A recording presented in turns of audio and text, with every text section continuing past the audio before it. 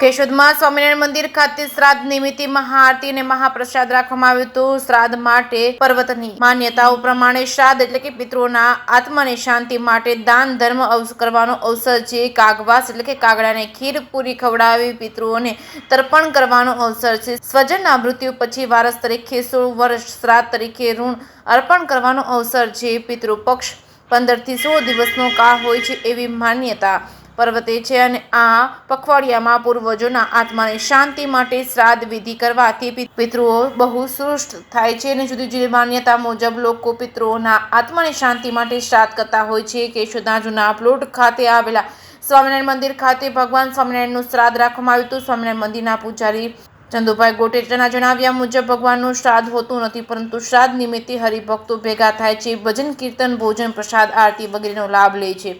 દર્શનાર્થીઓ ઉપસ્થિત રહે તે હેતુથી શ્રાદ્ધ કરવામાં આવે છે। આ યોજેલા શ્રાદ્ધ નિમિત્તે ભગવાન સ્વામિનારાયણ ભગવાનને થાળ અર્પણ કરી ચંદુભાઈ પૂજારી દ્વારા મહાઆરતી કરવામાં આવી હતી, જેમાં મોટી સંખ્યામાં હરિભક્તો હાજર રહ્યા હતા। ત્યારબાદ હરિભક્તો દ્વારા મહાપ્રસાદ લેવામાં આવ્યો હતો। જે કે સિંહ સાથે રાજુ પંડ્યા, કેશોદ। આજ રોજ ભગવાન સ્વામિનારાયણના શ્રાદ્ધ નિમિત્તે હરિભક્તોને મહાપ્રસાદનું આયોજન કરેલ છે। શ્રીજી મહારાજનું શ્રાદ્ધ હોય નહીં, પણ આ નિમિત્તે ભગવાન ઉત્સવ સમય કરી અને જેમ જેમ ભક્તોને લાભ મળે, ભગવાન સમાજની ખેવત થાય એમ મહારાજ કે અનેક જે પ્રસાદ લે એનું પણ કલ્યાણ થાય એ માટે થઈ અને આજે ભવ્ય તે ભવ્ય આખો શ્રાદ્ધ ઉત્સવનું આયોજન કર્યું છે। ઘણા પ્રેમી ભક્તોએ હાજરી આપી છે અને પ્રસાદનો પણ લાભ લીધો છે।